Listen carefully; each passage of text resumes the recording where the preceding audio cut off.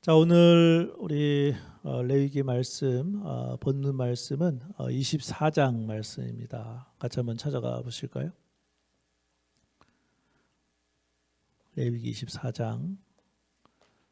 제가 가지고 있는 구약성경 184페이지에 있습니다. 레위기 24장 전체는 23절까지 되어 있습니다만은 제가 24장 1절부터 16절 그리고 마지막 23절 그렇게 읽도록 하겠습니다. 우리 23절은 같이 읽으면 좋을 것 같고요. 제가 레위기 24장 1절부터 16절 먼저 읽어드리겠습니다.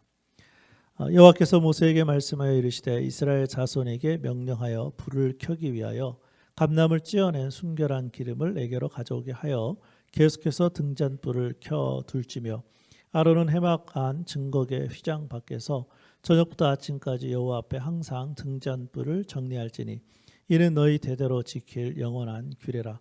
그는 여호와 앞에서 순결한 등잔대 위에 등잔들을 항상 정리할지니라.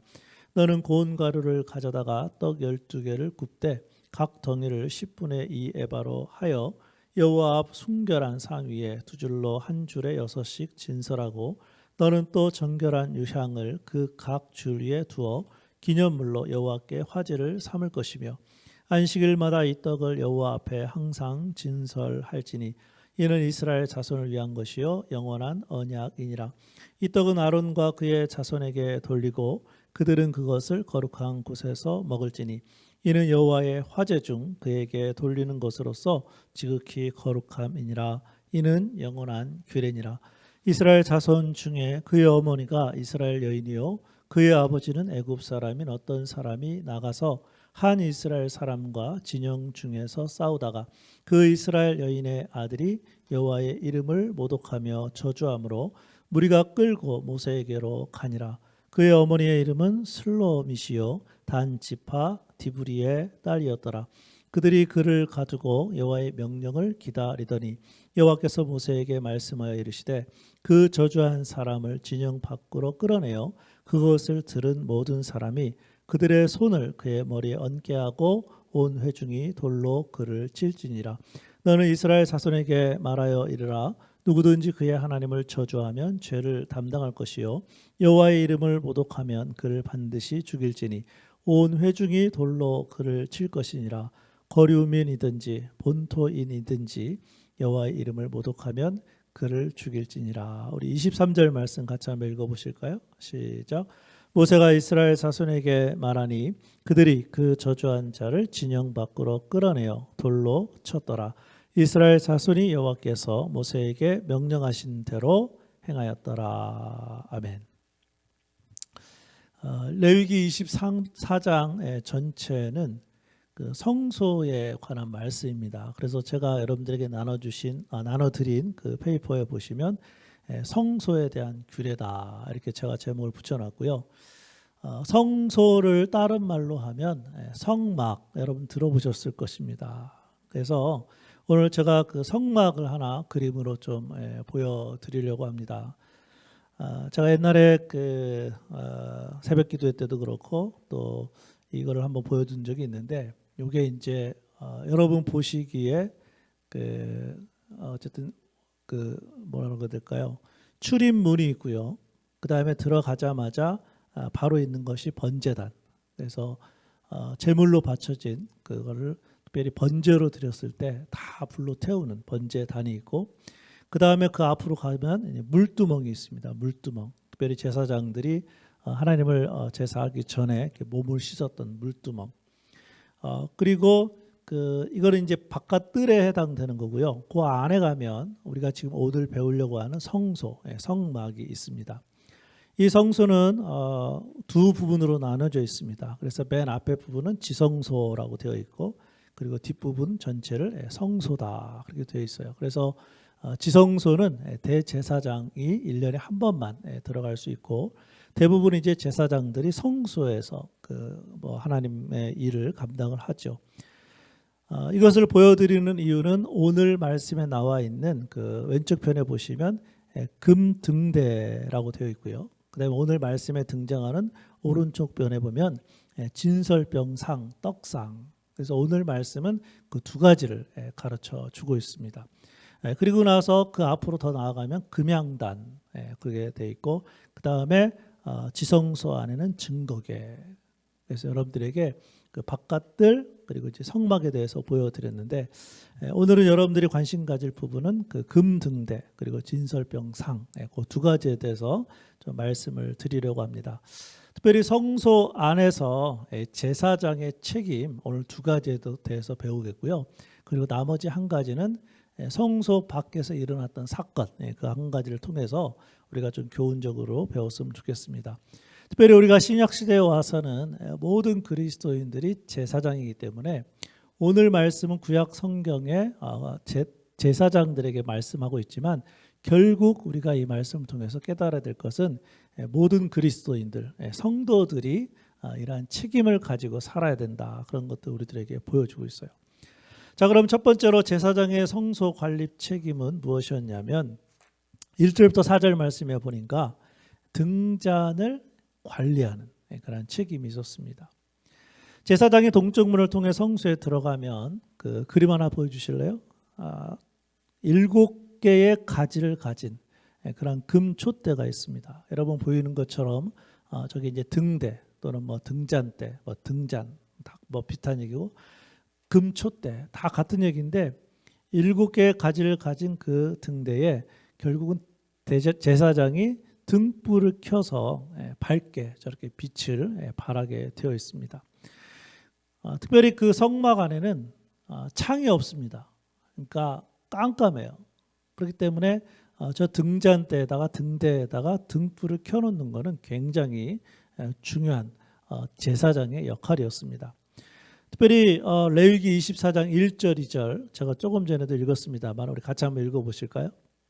자, 시작.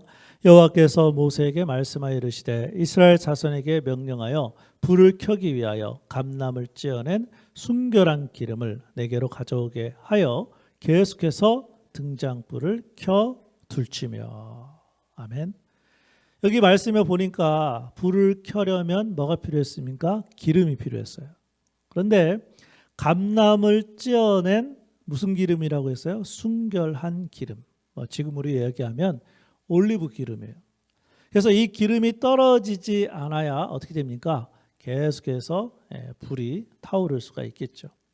그래서 제사장은 이 등잔불이 계속해서 켜져 있게 하는 것, 이것이 제사장의 역할 가운데 굉장히 중요한 역할이었어요. 그래서 2절 마지막에 내가 밑줄을 그어놨습니다만 뭐라고 되어 있습니까? 계속해서 그 등잔불을 켜두는 것이 필요했습니다. 사실 아침, 저녁, 아침, 오후, 저녁은 괜찮은데 이제 문제는 뭐가 문제입니까? 밤이잖아요. 그때는 어떻게 했을까? 레위기 24장 3절 말씀 같이 한번 읽겠습니다. 시작. 아론은 회막안 증거계 휘장 밖에서 저녁부터 아침까지 여호와 앞에 항상 등잔불을 정리할지니 이는 너희 대대로 지킬 영원한 규례니라. 특별히 아론에게 하나님 말씀하셔서 어떻게 하셨습니까? 저녁부터 아침까지. 그렇죠? 저녁부터 아침까지. 그러니까 하루 24시간 내내 이제 돌아가면서 순번을 정해놓고 결국은 어떻게 해야 돼요? 이 등잔불이 항상 켜 있도록 저녁부터 아침까지 항상 등잔불을 정리할지니. 특별히 뭐 밤은 온 세상이 다 깜깜하잖아요. 근데 그 온 밤을 그 성막 안에 등잔불이 켜짐으로 말미암아 계속해서 밝히라는 말씀. 이것이 바로 이때 당시 등잔대를 향한 등대를 향한 제사장들의 책임이었다. 그럼 이제 중요한 거는 현재 우리는 뭐 지금 우리 환하게 잘 켜져 있잖아요. 실제로 이때 당시에는 진짜 불이었고 진짜 등잔이었고 하루 24시간 내내 켜져 있어야 되는데 그러면 중요한 거는 이 등촛대, 이 등대, 이 등잔은 신약에 와서 그럼 도대체 뭘 가리키는 것인가? 우리 신약성경 요한계시록 우리 1장 20절 같이 한번 읽어보실까요? 자, 시작. 내가 본 것은 내 오른손에 7별의 비밀과 또 7 금촛대라. 7별은 7 교회의 사자요 7 촛대는 7 교회니라. 아멘. 그래서 요한계시록에 보면 실제로 7 교회가 나오잖아요. 그런데 그 교회를 상징하는 것이 뭐였다? 7 촛대였다. 그러니까 이 촛대, 등대, 등잔은 뭘 상징해요? 교회를 상징하는 거예요. 그래서 이 촛대가 불을 밝히지 못했다는 것은 마치 무엇과 같냐면 이 세상에 교회가 그 빛의 역할을 잃어버렸다. 그렇게 표현할 수 있을 것 같아요. 여러분, 그런 의미에서 교회는 항상 이 어두운 세상을 밝히게 되어 있습니다. 그래서 만약에 교회가 더 이상 그 빛을 발하지 못하면 세상은 점점 더 어두워가는 거예요. 여러분, 실제로 우리가 살고 있는 세상 점점 악해지고 있고요. 점점 어두워지고 있어요. 앞으로는 어떨까요? 앞으로는 더 할 거예요. 그럼 중요한 거는 어둡고 깜깜할수록 제가 가끔 얘기하잖아요. 빛이 필요한 거예요. 오히려 세상이 점점 더 어둡고 깜깜할수록 조그만 빛만 있어도 그 어둠이 사라져요. 그런 의미에서 소망은 어디에 있냐면 교회에만 있어요. 그런데 여러분, 교회가 뭡니까? 교회가 건물입니까? 아닙니다. 교회는 예수님을 믿는 사람들이 교회예요. 그러니까 결국은 마지막 때가 가까우면 가까울수록 세상이 점점 어두워갈 거고 악해질 건데, 그때 필요한 게 뭐예요? 우리 예수님을 믿는 한 사람 한 사람이 빛의 삶을 살 거냐, 거기에 달려 있어요. 근데 중요한 거는 이 빛의 삶은 우리의 힘이나 노력이나 우리의 능력이나 경험으로 되지 않아요. 어디서부터 출발해야 되냐면 우리 요한복음 8장 12절 같이 한번 읽어보실까요? 자, 시작. 예수께서 또 말씀하여 이르시되 나는 세상의 빛이니 나를 따르는 자는 어둠에 다니지 아니하고 생명의 빛을 얻으리라. 아멘. 무슨 말씀이에요? 예수님께서 이 세상에 오신 것은 무엇으로 오셨어요? 세상의 빛으로 오셨어요. 그러니까 우리가 그 예수님을 믿고 따랐다는 것은 뭘 의미합니까? 우리 안에 이 예수님의 빛, 또 다른 말로 하면 생명의 빛이 우리 안에 이미 있다는 거예요. 언제 있다는 거예요? 예수 그리스도를 믿을 때. 그럼 중요한 거는 오늘 말씀에 보면 제사장이 그 등잔, 등대, 금촛대 그 불을 어떻게 했다고요? 계속해서 항상 정리하고 꺼지지 않도록 기름을 계속해서 거기에다 대야 되고, 뭐가 중요해요? 계속해서 그것을 꺼지지 않도록 관리했다는 게 중요해요. 물론 우리가 받은 생명의 빛이 없어지거나 뭐 예수님 믿은 것이 사라지거나 그런 차원이 아니라 이 빛을 발하는 삶을 얘기하는 거예요. 그러려면 어떻게 됩니까? 우리가 이 빛을 잘 관리해서 이 빛을 발하는 삶을 살려면 어떻게 됩니까? 결론은 세상의 빛이고 참 빛이시고 생명의 빛의 근원 되시는 뭐요? 주님과의 관계를 내가 지금 계속해서 가지고 있느냐에 달려 있어요. 제가 가끔 말씀드리지만 지난달, 작년, 몇 년 전 다 소용이 없어요. 오늘입니다. 여러분, 오늘 하루를 시작하면서 어떻게 하셨나요? 주님과의 관계 가운데 주님을 만나셨나요? 말씀 가운데 주님이 뭐라고 말씀하셨는지 들으셨나요? 그 말씀을 가지고 오늘 하루도 기도하면서 그렇게 사셨나요? 항상 오늘이에요. 어제까지의 삶은 다 끝났어요. 그렇잖아요? 다 지나갔어요. 하나님 앞에 잘한 부분, 잘못한 부분 다 지나갔어요. 초점은 어디에 맞춰야 돼요? 오늘 맞춰야 돼요. 내가 오늘 주님과의 관계 가운데 하나님 말씀을 통해 주님을 만나고 또 기도하면서 어떻게 된다는 거예요? 이 빛을 이미 가지고 있는데 그 빛을 어떻게 잘 관리해서 오늘 나의 삶의 현장 가운데 그 빛을 발했느냐. 이게 이제 우리들이 배워야 될 어떤 책임 또는 잘 관리해야 될 영적인 삶.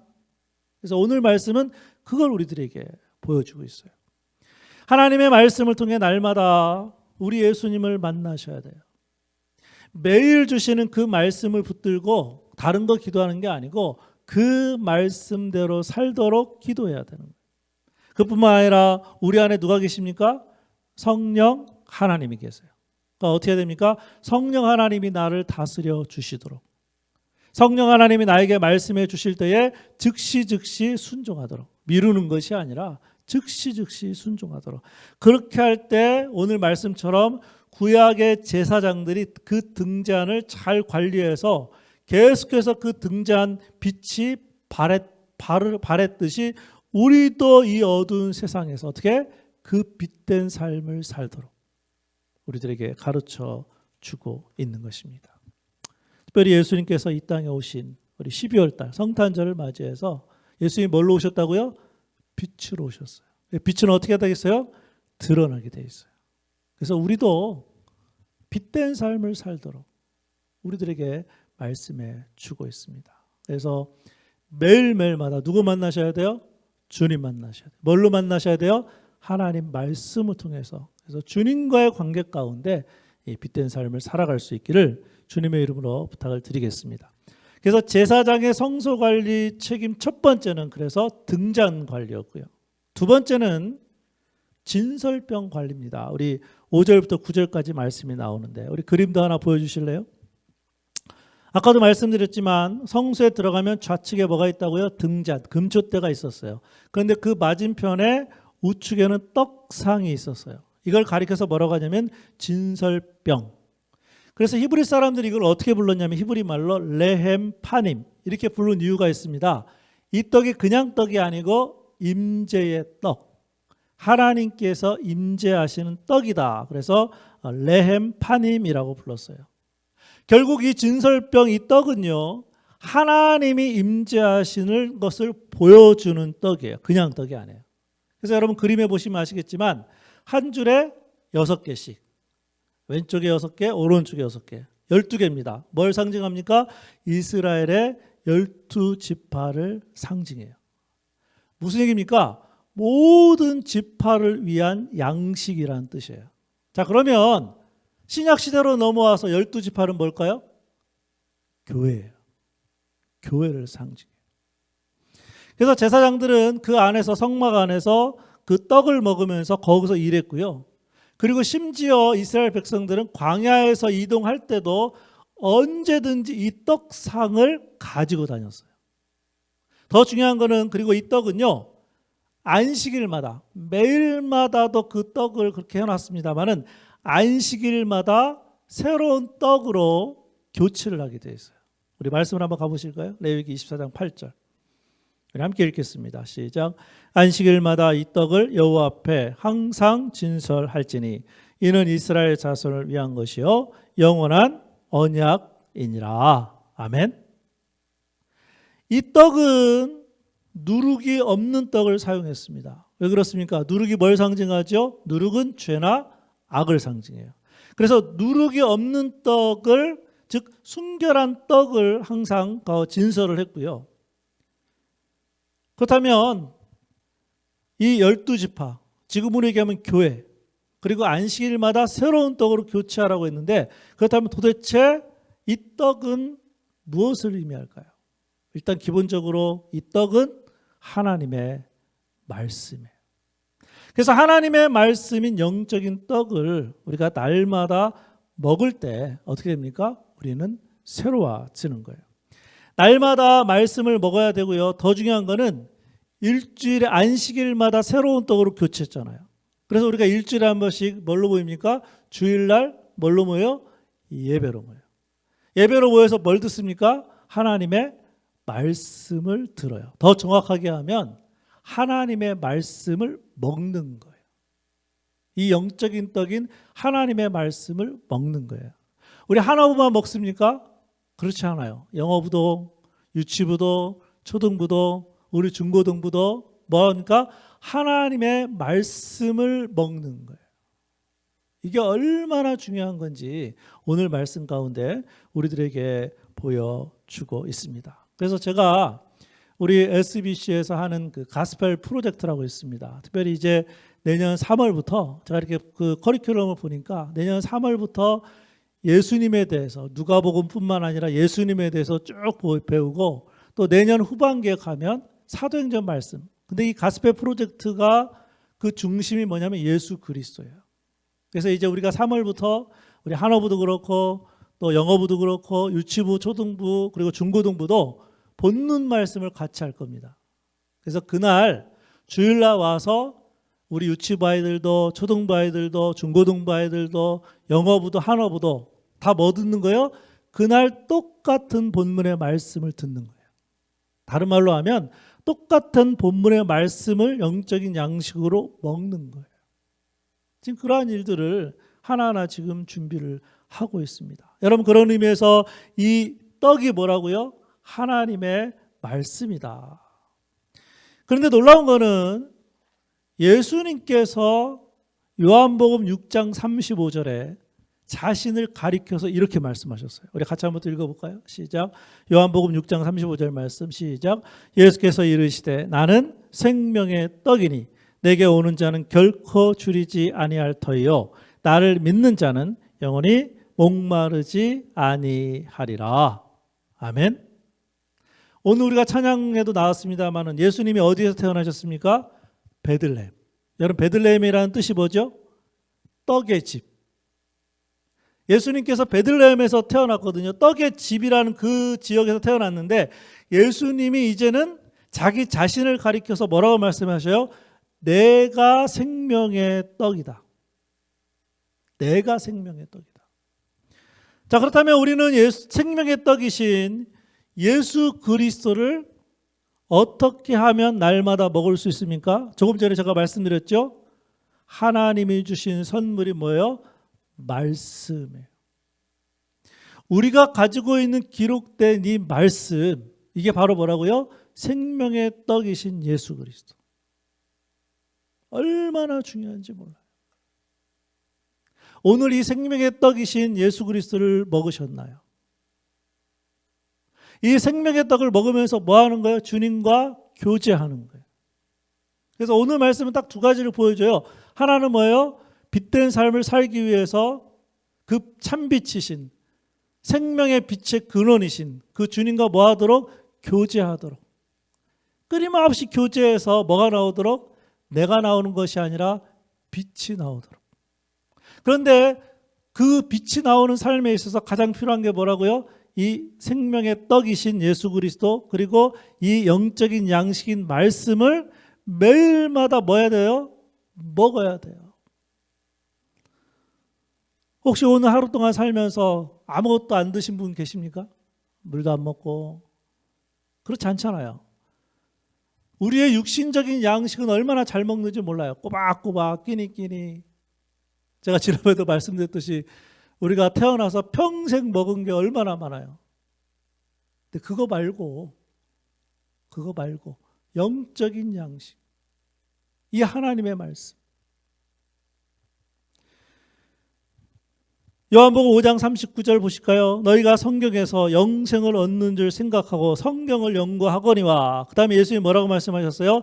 이 성경이 곧 내게 대하여 증언하는 것이니라. 아멘. 여러분, 예수님을 만나려면 성경을 열으셔야 돼요.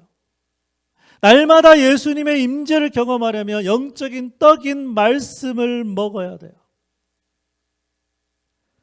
구약의 제사장이 진설병 관리를 잘했듯이 이 말씀에 관한 관리를 잘해야 어떻게 할 수 있어요?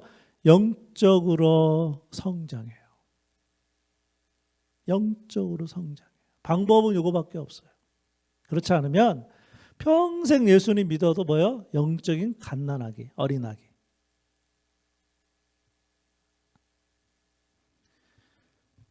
여러분, 그래서 오늘은 제사장을 통해서 이 등대, 등장, 금초대 관리를 말씀해 주고 있고, 또 뭐를요? 이 떡상 관리를. 네, 영적인 의미가 뭐라고요? 우리도 빛된 삶을 살도록, 주님과의 관계를 친밀하게 갖도록. 그리고 또 하나는 뭐라고요? 영적인 떡인 하나님의 말씀을 매일마다 먹도록. 그게 크리스찬의 삶이에요. 오늘 본문의 말씀은 성소 안에서 제사장이 관리해야 될 것들을 두 가지 가르쳐 줬고요. 마지막 한 가지는 성소 밖에서 관리해야 할 것을 한 가지 가르쳐 줍니다. 그것은 바로 뭐냐면 하나님의 이름에 관련되어 있어요. 우리 말씀을 같이 한번 읽어보실까요? 레위기 24장 우리 10절 11절. 함께 읽겠습니다. 시작. 이스라엘 자손 중에 그의 어머니가 이스라엘 여인이요 그의 아버지는 애굽 사람인 어떤 사람이 나가서 한 이스라엘 사람과 진영 중에서 싸우다가 그 이스라엘 여인의 아들이 여호와의 이름을 모독하며 저주함으로 무리가 끌고 모세에게로 가니라. 그의 어머니의 이름은 슬로미시요 단 지파 디브리의 딸이었더라. 무슨 얘기입니까?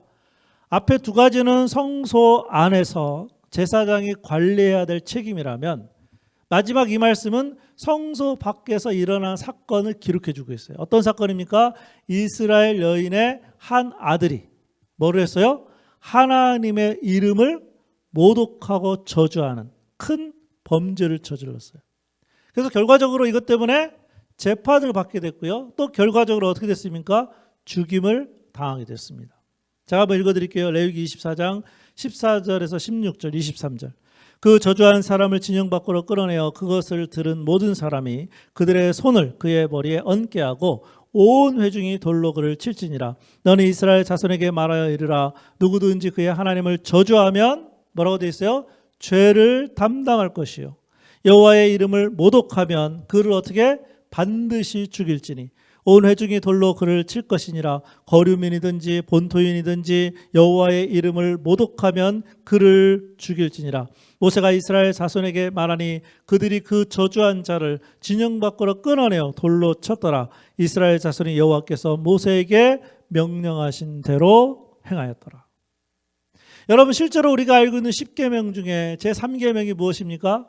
출애굽기 20장 7절 말씀에 오면 여호와의 이름을 어떻게 하라고 되어 있죠? 망령되이 일컫지 말라. 여러분, 하나님의 이름이 우리에게 놀라운 선물 아닙니까? 하나님이 누구십니까? 우리의 아버지세요. 그래서 우리가 누가 됐습니까? 하나님의 자녀가 됐어요. 그래서 하나님의 이름은 아버지의 이름이기 때문에 우리를 보살펴 주시고 우리와 늘 함께 하시고 지켜주시고 필요한 것들을 채워주시고 우리가 자녀니까 우리의 인생을 책임져 주세요. 하나님 아버지의 이름은 놀라운 선물이지만 중요한 것은 우리가 그 하나님 아버지의 이름을 모독하거나 저주하게 되면 오늘 말씀 뭘 가르쳐주고 있어요? 죽임을 당했어요. 이게 도대체 우리들에게 뭘 가르쳐 주려고 할까요? 하나님은 하나님 아버지로서 그 이름이 높임 받으셔야 되고 그것이 우리들에게 귀한 선물임에도 불구하고 우리가 완악해져서 우리가 하나님의 자녀답지 살지 못해서 그 하나님의 이름을 모독하거나 그 하나님의 이름을 떨어뜨리게 되면 어떻게 된다고요? 결국은 우리들에게 해가 된다는 경고의 말씀이에요. 자, 그렇다면 지금으로 하면 뭘 가르쳐주고 있는 겁니까? 교회를 얘기하는 거예요. 또 다른 말로 하면 누굴 얘기하는 거예요? 우리 개인을 얘기하는 거예요. 성도들의 책임을 말씀해 주고 있는 거예요. 교회가 교회답지 못하고 성도가 성도답지 못하면 어떻게 되는지 아십니까? 우리가 하나님의 자녀니까 누구의 이름을 더럽히는 거예요? 하나님 아버지의 이름을 더럽히는 거예요. 굉장히 중요해요. 여러분, 이 루이빌지에게도 그런 사람들이 있어요. 제가 가끔 이제 전도하기 위해서 이렇게 또 사람을 만나고 가끔 물으면 교회 다니라던 얘기를 하는데 이렇게 얘기하는 사람이 있어요. 우리 교회는 안 나오겠대요. 자기가 다른 교회는 가겠는데 우리 교회는 안 나오겠대요. 왜 그러냐고 물어보니까 누구 때문에 안 나온대. 이해가 되십니까? 여러분, 우리가 하나님의 자녀가 됐다는 것은 누구의 이름이 걸려 있다고요? 하나님 아버지의 이름이 걸려 있어요. 누구의 이름? 하나님 아버지의 이름. 그래서 우리의 말, 우리의 태도, 우리의 어떤 생각, 우리의 행동, 여기에 따라 하나님 아버지의 이름이 높임받을 수도 있고 반대로 하나님의 아버지의 이름이 이렇게 될 수 있다는 거예요.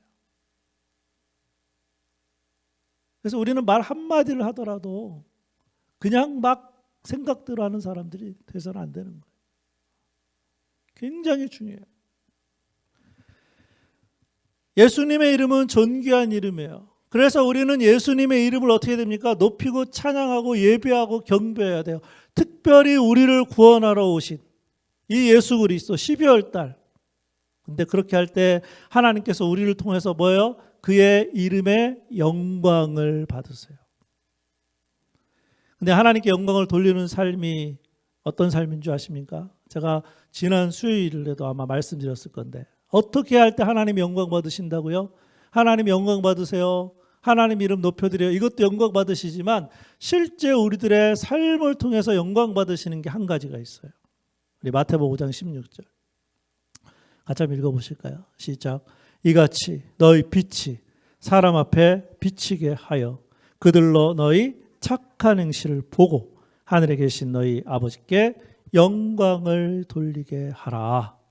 아멘. 하나님께 영광을 돌리는 게 이게 뭐예요? 하나님의 이름을 높이는 거예요. 예배 시간 와서 예배하고 찬양하고 그거는 뭐 말할 것도 없고, 근데 실질적인 시간을 따져보세요. 어디가 훨씬 더 많을까요? 교회가 아니에요. 우리의 가정, 우리의 직장, 사업장, 오히려 밖에서 있는 시간이 훨씬 많아요. 그럼 밖에 있을 때 뭐 하라는 거예요? 우리의 착한 행실을 어디 앞에? 사람 앞에. 하나님 앞에가 아니에요. 거기 나와 있잖아요. 이같이 너희 빛이 사람 앞에 비치게 하여 그들로 너희 착한 행실을 보고, 착한 말을 보고도 안 해요. 착한 태도를 보고도 안 해요. 착한 뭘 보고? 착한 행실을 보고.